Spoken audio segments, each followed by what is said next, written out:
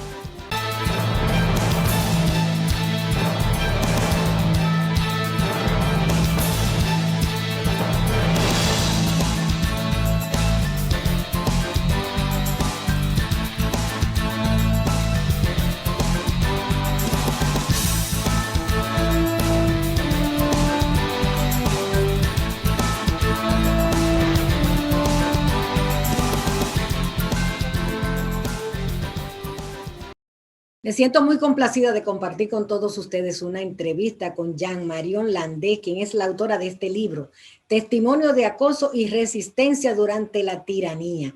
La he querido invitar para que compartamos con ustedes el contenido de esta interesante obra que habla de la historia de María Mercedes Rodríguez Vázquez, pero narra una parte de la historia dominicana que todos debemos recordar, la tiranía trujillista. Buenos días, Jan Marion, ¿cómo estás? Muy contenta de estar con ustedes y con su público, así que muchas gracias por recibirme. Me encantaría que nos explicara el contenido de este libro, que es como recibir un nuevo niño en tu casa. Así es, sí, ya van varios, 2 hijos y 4 libros. Así es. Ajá, yo tuve la dicha de conocer a María Mercedes Rodríguez Vázquez, le decíamos Tía Pucha. Ella fue una mujer excepcional realmente. Yo lo digo al principio del libro, que yo tuve esa gran satisfacción de conocerla. Y yo no sabía cuando yo la conocí que, digo, ya era mayor, pero yo no sabía que estaba tan cerca de la muerte. Resulta que ella tenía una afección en el hígado y cuando ella la iba a visitar en sus últimos días, una cuñada de ella, Carolina Ornes, me contó que Pucha había escrito sus memorias y que si yo quería como llevarla a finalización. Y eso fue un proyecto hermosísimo que duró muchos años porque la historia por momentos es muy triste y de hecho a mí me daban de cabeza cuando yo transcribía lo que ella había escrito porque era muy, y además yo la conocía. No quiero desanimar a los que vayan a leer el libro. Cuando uno conoce a la persona es más duro que cuando uno oye una historia triste. Entonces, y además hubo un final feliz, que lo ponemos en el video. O sea, ella murió en su casa, cuidada, querida, pero por momentos fue realmente doloroso. Ella nació a principios del siglo pasado y nació cuando su papá era rico. Su papá no había sido rico toda la vida, pero con trabajo agrícola, que era de donde se construía el dinero en mayoría en República Dominicana en esa época, logró realmente una gran fortuna y ella nació dentro de esa bonanza. Sin embargo, debido a la tiranía, su familia perdió los bienes y también su padre invirtió bienes en tratar de recuperar la democracia y por eso ella tuvo una serie de momentos difíciles que se cuentan en el libro. Uno de los más, para mí, de los más tristes es que ella era una mujer, bueno, de avanzada, porque ella decidió estudiar medicina en los años 40. Ella no era pionera, o sea, ella no era la única, también estaban varias, la doctora Cela Morel, varias mujeres más, pero ella fue de las primeras en estudiar medicina y la tiranía nunca le dio el título académico, o sea, no les reconocieron los estudios. Sin embargo, como sí tenía el récord de notas, con esos récords de notas sí pudo hacer internados en medicina en Montreal y en Nueva York. Y eso se cuenta, esa es parte de las cosas que aparecen en el libro. Así es. Es importante que hablemos de la figura histórica de Juancito Rodríguez. ¿Quién era él y qué significó para la tiranía la lucha que él hizo durante tantos años? Bueno, indirectamente empecé a hablar de eso, de que él era un agricultor, o sea, era un hombre de familia que se dedicó, compró tierras. Él no tenía mucho dinero, pero compró tierras. Al principio las trabajaba él mismo con las manos, después pudo contratar cada vez más gente.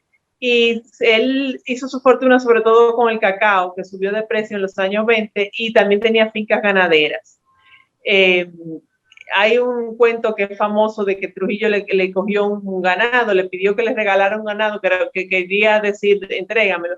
Y como hubo un amigo de la familia, Cordero, que le eligió, le tocó elegir, porque cuando Trujillo pidió el ganado, pidió además que se eligiera y le eligió realmente bueno, y eso parece que le dolió. Pero la razón de la desavenencia de Juancito con Trujillo fue de índole político y de la administración que él hacía de los bienes. Por ejemplo, a él le solicitaron, como era normal o como era habitual, a una persona importante le pedían que colaborara con el régimen, y a él le solicitaron que fuera diputado. Siendo diputado, maltrataron mucho a Elías Brache, y eso hubo varios diputados que se opusieron a firmar cartas en contra de Elías Brache. Y esa fue la primera desavenencia. Después, a los pocos años, y todo esto antes de lo del que le pidieran el ganado, a los pocos años le pidieron que volviera a ser diputado. Y él volvió a ser diputado, pero también nuevamente habían leyes o decisiones con las cuales él no estaba de acuerdo, y ahí volvió a salir. Entonces, él se dio cuenta que él no podía oponerse a Trujillo en los años 40 porque estaba la Segunda Guerra Mundial, y él mismo, eso se cuenta en el libro, él mismo analizó hasta que no pase esta guerra y que los Estados Unidos dejen de tener este centro de interés tan grande y que les llaman de recursos, yo no puedo solicitar su ayuda. O enrolar, porque era obvio, eso se ha descrito, pero era obvio para la población aún en ese entonces de que Trujillo contaba con el apoyo de los Estados Unidos.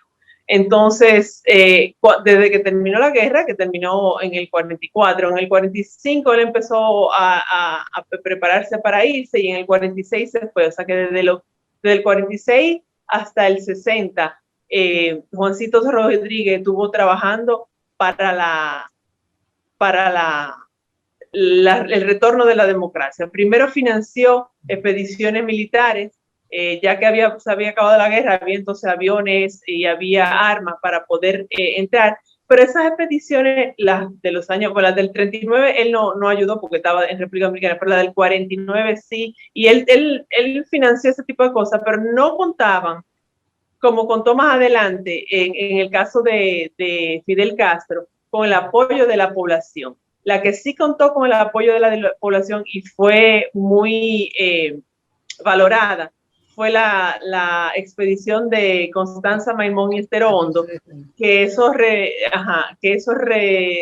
despertó la conciencia de muchas personas, porque de muchas personas de la calle y también de militares que se oponían. O sea, cuando uno es militar, uno tiene que seguir órdenes, pero uno sigue órdenes para el bien social, y cuando las órdenes son mata a una gente que no está en combate, eso no está adecuado, tiene que ser, o que no ha sido sancionado, que no ha sido juzgado.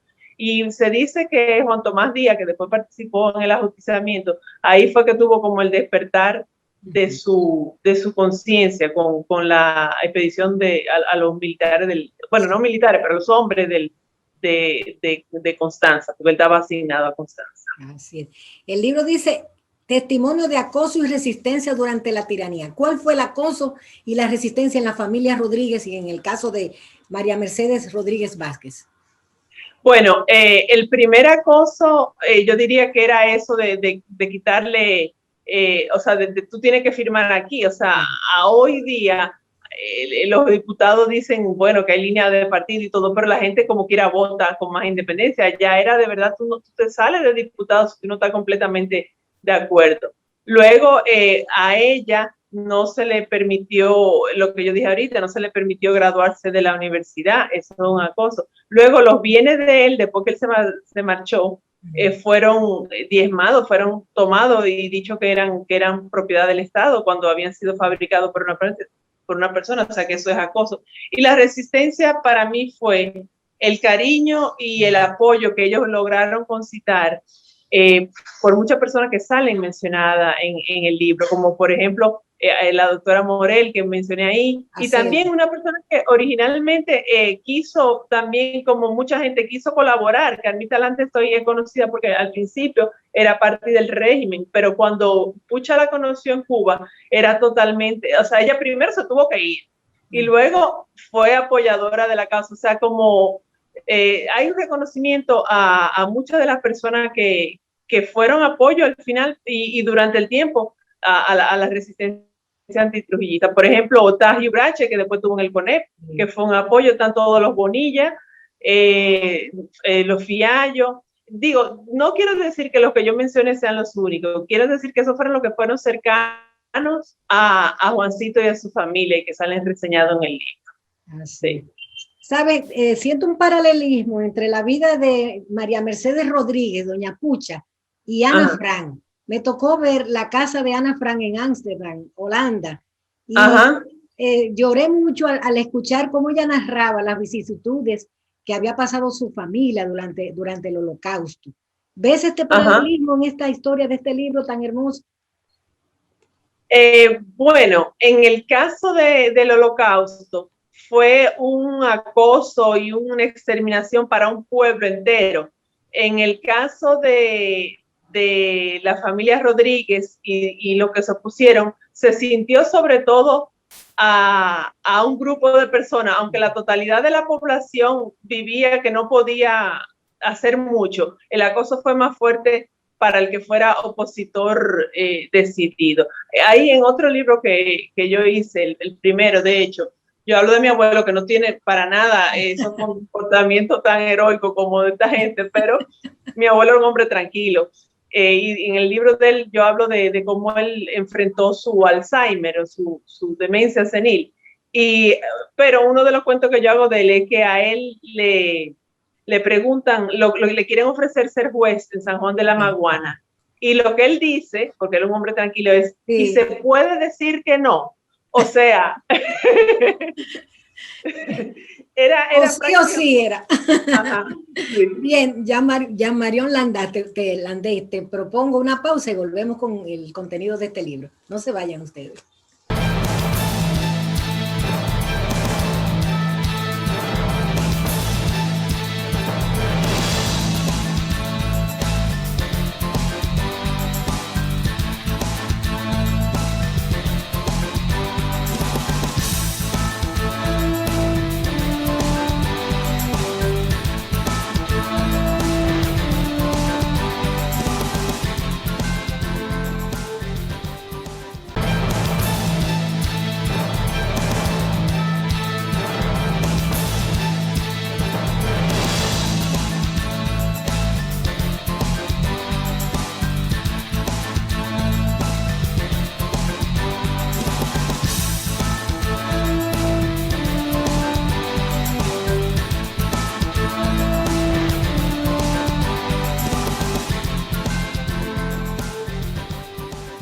Estamos conversando en el día de hoy con Jean Marión Landés, quien es coautora junto con María Mercedes Rodríguez Vázquez del libro Testimonio de acoso y resistencia durante la tiranía. Este libro ha sido patrocinado por el Banco Central, que tiene un programa muy importante de apoyo a la literatura. Me gustaría que aprovecháramos este momento para analizar lo que es este apoyo que te han dado y cómo funciona para otros escritores que quieran también escribir obras así tan interesantes como esta. Sí, muchas gracias. La verdad, como yo dije al principio, este fue un libro de un trabajo largo.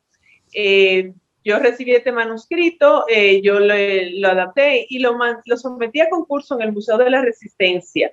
Y ahí ese jurado no lo aceptó, a pesar de que estaba Abelino Stanley ahí y varias temas, y lo pospusieron. Sin embargo, yo tenía el compromiso con Pucha de hacerlo, llevarlo a bien. Además, yo creo que es una historia muy buena, y lo sometí al Banco Central.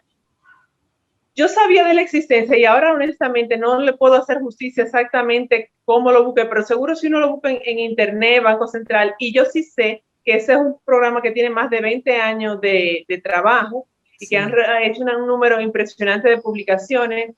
Somos solo 2 personas liadas a la banca que hemos sido seleccionadas, Soledad Álvarez y yo, pero varios autores han tenido su reconocimiento y es un programa muy comprometido con la calidad de la escritura. Yo no hablo de esto solo por mí, porque como ustedes saben, es Pucha y yo, pero por decir, es un jurado independiente que lo evalúa, no es José Alcántara Almanzar, que es el director de cultura, pero una vez el jurado lo evalúa y lo aprueba, el apoyo del Banco Central fue realmente muy grande en términos de la diagramación, de ayudar con el índice muchísimo, de inclusive participar en, aunque dicen que la corrección es a cargo de uno, ellos la verdad que también le ayudan a uno a revisar si se nos quedan erratas o lo que fuera, o sea que fue muy bueno. Y una persona que yo le agradezco, aunque no tenga que ver con el Banco Central, es don Fran Moya Pons, a quien yo tuve el gusto de conocer a través de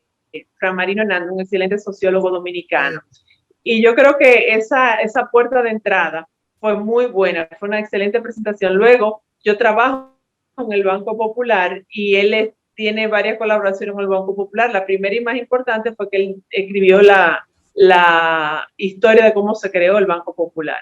Entonces, a don Frank, que yo lo conocía y que yo sé de su exigencia y de su importancia, yo hasta con vergüenza porque le dije, mire, a mí me gustaría que usted lo revisara y me hiciera el prólogo, pero no se sienta obligado. Y él me dijo, no te preocupes. Y luego él ha sido sumamente, fue de ayuda, de hecho, porque como le dimos el texto ya diagramado, pero sin total estar completamente finalizado, él hizo una observación muy buena, inclusive con respecto a la letra. Para diferenciar entre lo que escribo yo y lo que escribe Pucha, se habían puesto dos tipos de letras y don Fran dijo, sí, pero sería mejor que este fuera más, porque es más histórico. Esa letra que han escogido es como si fuera publicidad y es un texto histórico. O sea que don Fran de verdad se identificó mucho con ese libro y yo se lo agradezco mucho. Y es un prólogo muy, muy hermoso realmente. Pero el Banco Central, volviendo al Banco Central, realmente es un trabajo tesonero, tenaz, largo, y yo soy una de las tantas que ellos han hecho. Ahora mismo que yo decía, yo trabajo en el Banco Popular, nosotros tenemos un club de lectura en el banco y tenemos una vez al mes, se lee un libro entre los empleados que quieren, así como gente que se junta, como que hay gente para hacer teatro, gente para hacer deporte, tenemos un club de lectura. Y lo que quería decir con respecto al Banco Central es que este mes de mayo va a venir a hablar Luis Toirac, que es uno de los autores que ha sido elegido por el Banco Central para publicar sus libros. Sí. O sea que sí, es un camino donde nos unimos todos en promover las cosas que tenemos y que fabricamos más allá. O sea, nosotros a veces nos fijamos en las cosas que no marchan y la verdad que hay también muchas cosas que son hermosas y estoy muy agradecida de que el Banco Central haya pensado eso y le estoy también haciendo el trabajo a través de difundir el de otros autores. Así es. Has estado en el proceso de circulación del libro. Sé que hiciste recientemente un viaje a Nueva York para presentarlo allá. Cuéntame un poquito de este proceso. Sí, a España. A España, sí. Fue muy interesante. En realidad no fue una actividad en España, sino que fue con la Universidad de Salamanca, que hay una cátedra en la Universidad de Salamanca que se llama Pedro Enrique Ureña. Es la primera cátedra Pedro Enrique Ureña en el mundo y la dirige una española, Eva Guerrero, que está interesada en dar a difundir el pensamiento dominicano, y fue en ese contexto que me reuní con ella y que hablamos de cómo eso se va a llevar allá en España. Sí. Sí. Muy interesante. Otras personas que han ido, bueno, ella ha participado aquí, Eva, en asuntos de la Feria del Libro Dominicana y tiene colaboración también con la misma Soledad Álvarez, con el mismo José Manu, que también es del Popular, o sea que es el mundo de eso, de promover el pensamiento dominicano. Así es. Pero ojalá que se me dé lo de Nueva York, eso no sé cómo voy a llegar, pero no. alguien habrá, sí. Así es. Bueno, alguien que me dijo que me va a apoyar es don Tony Raful, que ustedes saben todo, que don Tony es totalmente apasionado de todo lo que es el antitrujillismo, y él no ha leído el libro, pero lo supo porque él se marchó a Italia justo antes de que tuviéramos la versión impresa, pero él conoce el tema y dice que sí, que lo vamos a llevar allá a Italia también. Así es. Vamos a hablar un poquito de ti, Jan. ¿Qué te parece tu desarrollo profesional y tus otros libros? Sí, hay muchas gracias. Bueno, mi mamá era profesora de literatura, o sea que probablemente por eso es que yo tengo todo este tipo de cosas, sí. Pero yo en realidad estudié psicología porque yo quería como entender a la gente. Y estudiando psicología, bueno, eso sí, pude estudiar en Estados Unidos la maestría en psicología, y ahí yo vi, sobre todo el vivir allá, que cuando uno ve la prensa norteamericana, los productos norteamericanos, uno dice, pero esto está, aquí hay tanto lío, la verdad un poco menos, pero hay tanto lío como en República Dominicana, y hay líos que son impresionantes de querer. Por ejemplo, para mí, si fue posible que llevaran una gente a la luna, ¿cómo puede ser que haya pordiosero en la calle? La cantidad de pordioseros para un país de 300 millones de gente, la cantidad de pordioseros debería ser cero, porque con los impuestos que paga la gente, o sea, se podrían recoger, no tendría que existir. Además, esta pobreza, a mí me impactó mucho la desconexión. Vamos a decir, aquí tenemos pobreza, pero en Estados Unidos es total desconexión, como si fueran personas que fueran más bien cerca de ser no personas. Entonces, y yo vi cómo en Estados Unidos se trabaja por hablar lo bien que se hace. Yo dije, bueno, pues igual hay que hacer eso con República Dominicana. Después trabajé en la UNESCO y hubo una colega mía que ahora trabaja en AES, que se llama Ginny Tolet, y decía, ay, a mí me gustaría hablar de mi país más allá de los productos que son de la naturaleza, tipo lo agrícola y el sol y la playa. Y bueno, ella y yo hicimos esto en la UNESCO, y es lo que yo hago ahora con los libros que hago. El primero fue sobre mi abuelo. Eso fue un libro muy emocional, muy sobre esa relación entre él y yo, y cómo yo aprendí mucho de él, a pesar de que él lo que estaba era disminuyéndose.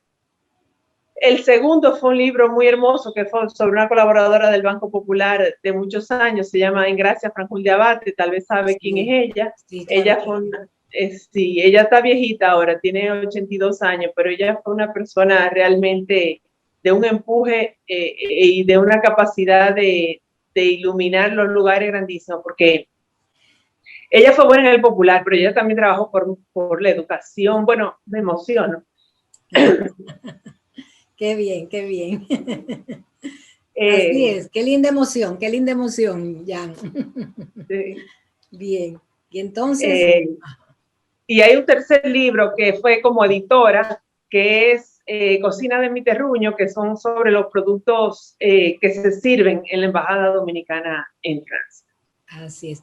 ¿Cómo es la producción de libros en este momento? ¿Cuáles dificultades las ve? ¿Realmente la gente está escribiendo libros y la gente, los lectores la están recibiendo para leerlos? Yo creo que ni siquiera las personas como yo que publicamos y escribimos, creo que no leemos lo suficiente. Creo que la gente tiene que leer más. Para, en primer lugar, en eso de la producción, que cuando uno escriba libros, uno se refiere a como que dice a los colegas. Es como si tenemos muchas islas. Así como somos una isla, pues los productores también son islas. Y yo creo que nos beneficiaríamos de un poco más de interacción. Luego, eso siempre pasa, pero a veces se compran más de lo que se leen, ¿verdad? Y también la gente con los libros tiene la ilusión de que sea gratis, de que no cuesten, cuando en realidad cuestan, como yo acabo de demostrar directamente, espacio y tiempo. Bien. ¿Cómo no? Se nos agotó el tiempo. Te agradezco que hayas compartido conmigo esta historia tan interesante de este libro, Testimonio de acoso y resistencia durante la tiranía. Deseo que este libro ustedes, mis lectores, puedan buscarlo, porque narra una historia interesantísima y nos enseña el valor de la democracia, el valor de la libertad y por qué debemos luchar cada día para tenerla. Gracias a Jan Marión. Un inciso, está en encuesta en Mamey y en Editorial Santuario, para que dónde buscarlo. Cuesta Mamey y Editorial Santuario. Agradezco a Jan Marión Landés por este interesante libro y por su participación en nuestro programa. Vamos a comerciales, retornamos con todos ustedes.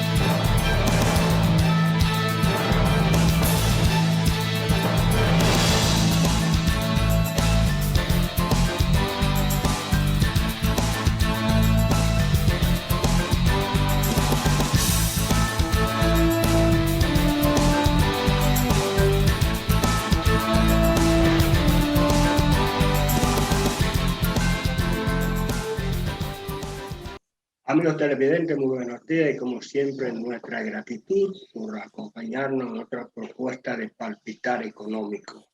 Hoy nos acompaña el economista Guarocuya Félix, quien es secretario de Asuntos Económicos del Partido de la Liberación Dominicana. Con él vamos a conversar durante estos 22 minutos. Buenos días, Guarocuya, ¿cómo se siente? Buenos días, Héctor. Para mí es de una gran alegría poder compartir contigo este diálogo el día de hoy. Sí. Es algo casi obligado cuando se conversa sobre la economía y con personas entendidas, con economistas, como es el caso suyo. El tema de la reforma fiscal o del pacto fiscal o la reforma tributaria, bueno, el pasado miércoles, el presidente de la República, en una especie de recuento o informe sobre sus primeros 9 meses de gestión, tocó el tema. Pero yo en realidad no sé si lo puso más cerca o lo puso más lejos de como estaba antes, porque prácticamente él dijo que este no es el momento para hacer una reforma y bueno, pero que es necesario hacerla. Vamos a ver si entre los dos podemos despejar un poco este panorama. ¿Cuál es su interpretación? Además, si usted entiende que es necesaria hacer una reforma fiscal o tributaria, aunque sea que se escoja. Mira, yo creo que, Héctor, que tendríamos que remontarnos un poco a la historia muy reciente. Yo creo que hay un consenso en la sociedad, en una parte importante de la sociedad, de que es necesario transformar la fiscalidad de la República Dominicana. Y cuando digo la fiscalidad, me refiero al ingreso y el gasto y el crédito del sector público. Y es algo que está plasmado en la Estrategia Nacional de Desarrollo, que todos sabemos que ya tiene poco más de 10 años de promulgada como ley, y que vamos con retraso en lo que se refiere a la necesidad de ese pacto fiscal que nos llevase en su momento, hablé de una nueva fiscalidad.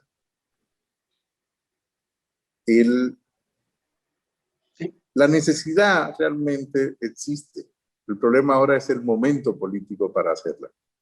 Y yo creo que lo que ha tenido dificultad de los países, en este caso República Dominicana probablemente tampoco sea una excepción, es si en el tema, en medio de la pandemia, o de los efectos de la pandemia, es posible hacer reformas fiscales profundas o significativas. Yo creo que esa es la pregunta que habría que responder. No es si hay que hacerla, yo creo que hay cierto consenso en que es necesario.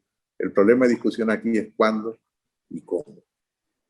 Además, es un mandato de la Así es un mandato de la Estrategia Nacional de Desarrollo que incluso establecía baremos específicos para con cierta temporalidad, es decir, establecía una presión fiscal específica y en un tiempo también específico, como algo deseable. Ahora bien, cuando hablamos de reforma fiscal o de la nueva fiscalidad, yo creo que tenemos que fijarnos en algo que pocos analistas comentan. Probablemente soy de los pocos o casi el único que ha hablado de ello en los últimos años, y que tan importante como la presión fiscal es la composición de la presión fiscal. Yo te diría que es prácticamente mucho más importante la composición de la presión fiscal que la composición que la propia presión. Explíquese. La composición es quienes pagan los tributos. ¿Cuáles son las figuras impositivas? Y yo creo que esa debe ser la discusión a futuro, cuando haya las condiciones para que se pueda dar este tipo de discusión y este tipo de debate. Yo creo que lo que vimos el pasado miércoles en la intervención del presidente es el reconocimiento por su parte de las dificultades del momento para implementar ya no solo una reforma, probablemente incluso un diálogo que nos lleve a una potencial reforma. Pero, ¿qué dice, por ejemplo, el análisis del sistema tributario dominicano? Cuando se le ve, cuando se hace una especie de segregación, ¿qué dice? Si lo vemos de manera muy entendible para quienes nos escuchan en este programa, quienes nos ven en este momento en este programa, es decir, que la estructura impositiva de República Dominicana está muy sobrecargada para los sectores de menores ingresos. Eso es lo que quiere decir en términos técnicos que es muy regresiva. Y es verdad que en la reforma del 2012 ganamos 5 puntos en progresividad. Es decir, logramos pasar de en ese momento 67%, 72% de impuestos que pagaban los más pobres, logramos disminuirlos a un 67%. Es decir, hicimos que 5 puntos en términos relativos lo pagasen los más ricos en ese momento. Evidentemente que eso se va perdiendo en el tiempo. Por lo tanto, el tema de la composición fiscal, de la estructura, la composición de la estructura tributaria y fiscal es tan importante como la propia presión fiscal o la propia presión tributaria. Dicho de manera más simple, es hacer una reforma que sea mucho más progresiva y que tengan una responsabilidad mayor de contribuir a aquellos sectores e individuos que tienen mayor riqueza relativa dentro de la sociedad. Ustedes los economistas dicen y plantean que hay 3 expresiones que son susceptibles de gravar con impuestos, y hablan del consumo, el ingreso y la riqueza. En el caso de nosotros es que estamos muy inclinados hacia el consumo, por eso es esa alta regresividad. Sí, fíjate que si nosotros nos comparamos con los países que forman parte de la Organización para la Cooperación y el Desarrollo Económico, la estructura es a la inversa. Es verdad que los impuestos al consumo forman una parte significativa de todos los sistemas tributarios a nivel internacional, pero los países con mayor nivel de desarrollo, la progresividad se da porque están más gravados los que tienen mayor posibilidad de tributar. Y por lo tanto son más las empresas y son más las personas con alto nivel de ingreso que tienen mayor nivel de patrimonio. Veía, por ejemplo, el presidente que mencionaba que el 56% de los dominicanos no pagan impuestos. Yo quisiera hacer una acotación y una aclaración. No es cierto. El 100% de los dominicanos pagamos impuestos. Lo que pasa es que pagamos impuestos indirectos, no pagamos el impuesto sobre la renta porque hay una gran extensión del salario máximo exento. O sea, y por lo tanto no estamos sujetos al impuesto sobre la renta. Pero si ahora a eso le agregamos el nivel de inflación acumulada de este último año, que es un 10%, es decir, ha disminuido un 10% en términos reales el salario nominal, es decir, el salario de la gente. Si hace un año ganábamos y comprábamos con 100 pesos 12 o 10 productos, ahora necesitamos 110 pesos para comprar los mismos 10 o 12 productos. Eso es lo que quiere decir de manera muy simple que hay un 10% de inflación este año. Por eso él mismo ha planteado la necesidad de un reajuste del salario, salario mínimo en este caso. Yo creo que tiene que ser una discusión mucho más profunda, porque República Dominicana tiene más de un salario mínimo. Hemos llegado a tener hasta 18 salarios mínimos porque son salarios sectorizados. Por lo tanto, no es tan simple la discusión. Y ojalá eso pudiera darse. Llevo años planteando que el país necesita 4 reformas que son fundamentales. Creo que tú me has escuchado, porque contigo lo he hablado en algún momento o en diferentes momentos. Uno, la reforma de la división política del territorio. La Constitución ordena y manda que agrupemos en regiones a las provincias. Hicimos un ejercicio en un momento determinado de 10 regiones, 9 regiones en la macroregión. Eso nos ayudaría a racionalizar, por ejemplo, la red de hospitales que el propio presidente mencionaba que es necesaria, o la red de educación, teniendo una división política diferente del territorio.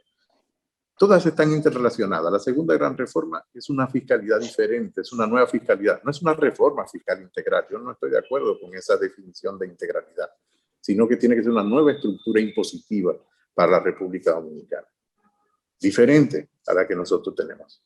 Una tercera reforma está relacionada con el mercado de trabajo. No es posible hacer reforma de la estructura tributaria del país si no reformamos el mercado de trabajo. Están íntimamente relacionadas.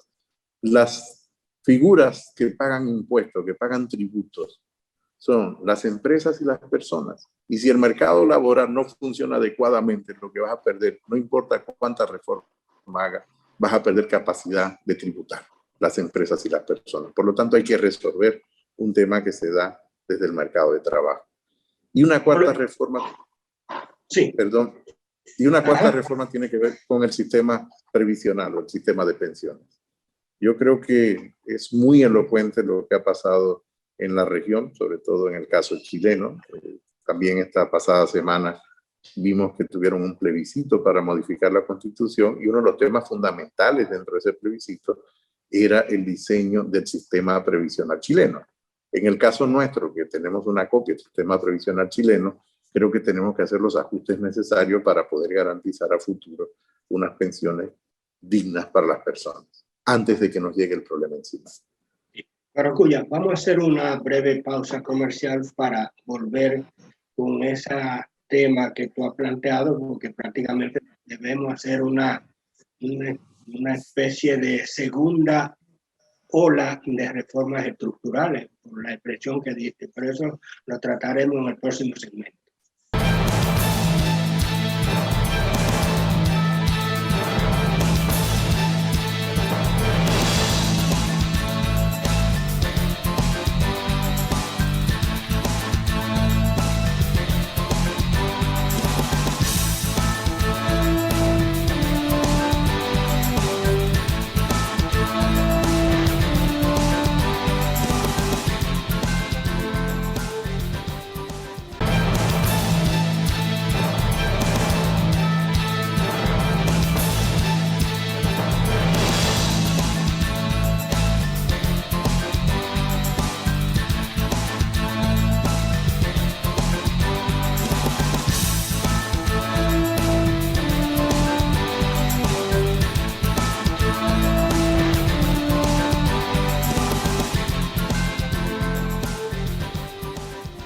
Continuamos la conversación con el economista Guarocuya Félix, quien es secretario de Asuntos Económicos del Partido de la Liberación Dominicana.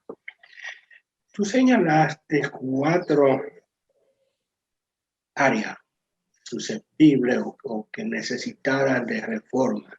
Y yo me volví a la década de los 90, cuando se hicieron esa serie de reformas estructurales, la reforma laboral que tú citaste ahora, la reforma fiscal con el código que se dio por la ley 1192, y también la reforma arancelaria, que comenzó primero en forma administrativa y después en forma... Eso es la parte estructurales que tiene que ver con la economía. Hubo otros aspectos, pero ya de otra índole. Entonces, necesitamos una nueva ola de reforma por lo Sin ninguna duda. Tenemos que acostumbrarnos a que las sociedades, cada vez los cambios son mucho más rápidos, porque el cambio tecnológico impone una dinámica de funcionamiento también mucho más rápida y por lo tanto nos reestructura con una mayor velocidad, valga la repetición del concepto de rapidez y velocidad.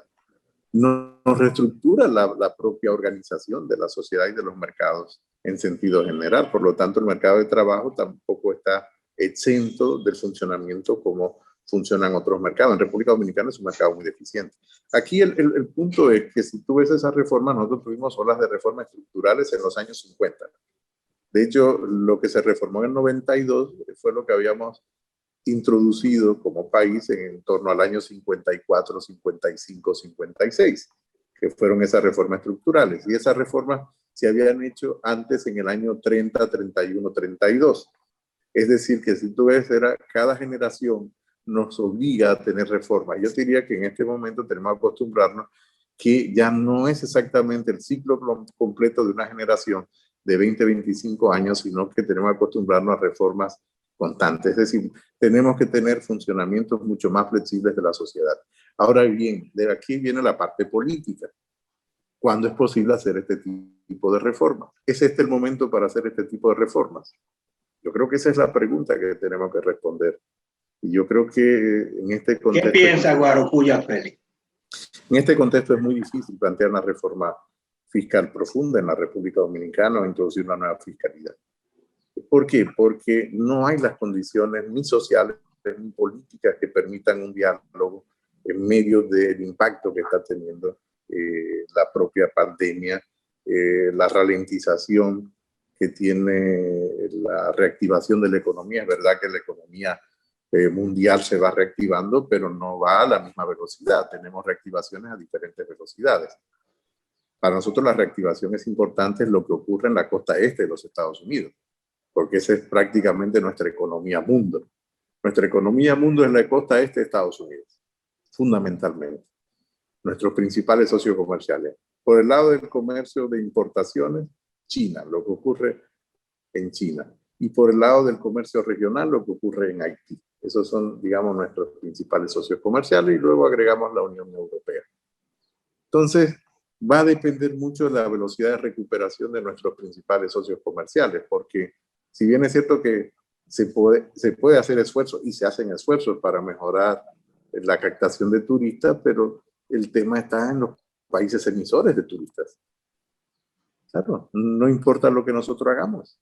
Es verdad que hemos mejorado con relación al pasado año, pero depende más de la capacidad que tengan los países emisores de turistas, que son países relativamente con mayor nivel de ingresos que la República Dominicana y donde sus ciudadanos, incluyendo obreros, pueden darse la posibilidad de hacer un viaje a una isla del Caribe con los atractivos que tiene la República Dominicana, siempre y cuando ellos ya tengan, por ejemplo, un nivel de vacunación importante o tengan un nivel de seguridad importante para viajar, etcétera, etcétera. Por lo tanto, el contexto creo que no se presta para ello. Yo creo que el ejemplo de Colombia, pero no es extrapolable a República Dominicana 100% Colombia. Colombia tiene otros temas que no tiene República Dominicana. Yo creo que tampoco es extrapolable, pero no es un ejemplo para dejar de lado.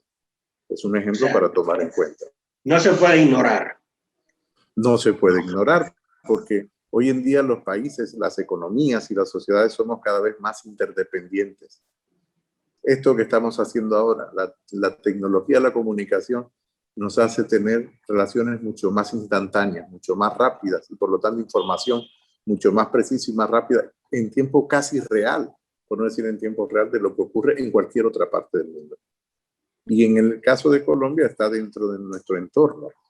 Por lo tanto, y nosotros dentro del entorno de Colombia es un tema para no desdeñar. Yo creo que la lección aprendida de lo de Colombia para cualquier sociedad, incluyendo la de República Dominicana, es la necesidad de diálogo permanente.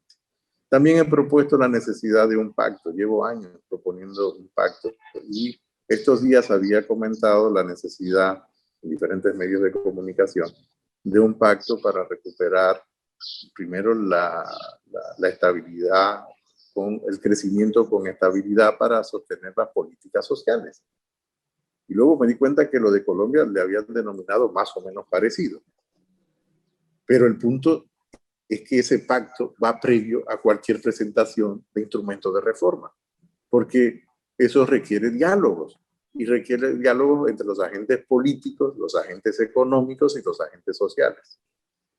No puede ser diálogo parcializados con pequeños sectores, tiene que ser un diálogo muy amplio, porque estamos hablando del futuro del país, estamos hablando de la sostenibilidad del país. Y hablando de sostenibilidad, Maracuya, el presidente dijo prácticamente, que si no se puede hacer crear nuevos impuestos por la situación en que estamos, la sostenibilidad de la finanza pública entonces debía girar en torno a endeudamiento, porque él habló de que se hacen mejorías para la calidad del gasto. ¿Cuál entonces? A ver, lo que él ha dicho es el sentido común del funcionamiento macroeconómico, no ha dicho absolutamente nada novedoso. En la medida en que tú no puedes financiar las actividades que realiza el sector público, incluyendo las transferencias a los grupos más vulnerables de la sociedad o determinados beneficios que tiene que tener la clase media dominicana, que es mucho más amplia, producto de los gobiernos del Partido de la Liberación Dominicana, porque se generaron conquistas muy importantes que hoy en día son derechos adquiridos. Por ejemplo, todo el sistema, toda la ampliación del sistema de seguridad social, toda la ampliación, por ejemplo, de atención de urgencia a través del 911, que son ya derechos adquiridos por la sociedad. Sistema de seguridad de carretera requiere financiamiento, evidentemente, y ese financiamiento alguien tiene que pagarlo. El punto es aquí no solo la eficiencia con la que pueda manejarse el gobierno, y esto ya es un punto que daría solo para un programa y una discusión bastante profunda, sino también la propia capacidad, vuelvo y reitero, de diálogo que tiene que generarse para hacer sostenible precisamente esos temas que hoy en día consideramos derechos adquiridos. Debe haber un consenso. Yo entiendo que tiene que haber una buena negociación. A mí los consensos me dan miedo, porque en nombre del consenso hemos cometido muchas barrabasadas y muchos errores, con todo respeto. Yo creo que lo que tiene que haber son buenas negociaciones donde las partes involucradas ceden en búsqueda de un objetivo común. Y yo creo que el objetivo común es hacer más país. Y hacer más país implica garantizarle derechos a los ciudadanos, de los diferentes niveles en la escala social. Hacer más país implica seguir manteniendo un buen sistema de infraestructura y ampliando la infraestructura pública, los bienes públicos. Hacer más país es tener un sistema, como te decía, sostenible de seguridad social en el mediano a largo plazo. Hacer más país es tener mejor nivel de salario, porque tenemos un sistema de seguridad social atado a los salarios, y si los salarios son muy bajos, tu pensión va a ser muy baja. Entonces, todo esto son las discusiones. Por eso sí, es una nueva batería de reforma estructural. Por eso la reforma estructural requiere mucho diálogo. Mucho diálogo. Mucho diálogo. Y ese diálogo, negociación, más que consenso. Yo diría buenas negociaciones. También los partidos el Partido de la Liberación Dominicana, con la reforma constitucional del 2010, que fue una iniciativa nuestra como organización política, introdujo espacios para esos diálogos, como es el Consejo Económico y Social. Entonces yo creo que es utilizar esos espacios institucionalizados de diálogo para poder pensar en el marco del impacto que genera la pandemia, no solo el impacto sanitario, sino el impacto económico, hacia dónde vamos como país, hacia dónde queremos seguir yendo como país. Maracuya, tú me has puesto ahora a mí en una encrucijada. Yo creo que tendremos que volver a juntarnos en este espacio porque lamentablemente el tiempo que teníamos ha concluido, pero se nos han quedado muchas extensiones de temas que debíamos dilucidar. Así que tiene mucho gusto y muchas gracias. Y yo asumo el compromiso contigo de volver cuantas veces sea necesario. Ok. Y a ustedes, amigos televidentes, como siempre, la cita para el próximo domingo. Así que nos esperan que volveremos por este canal. Buenos días.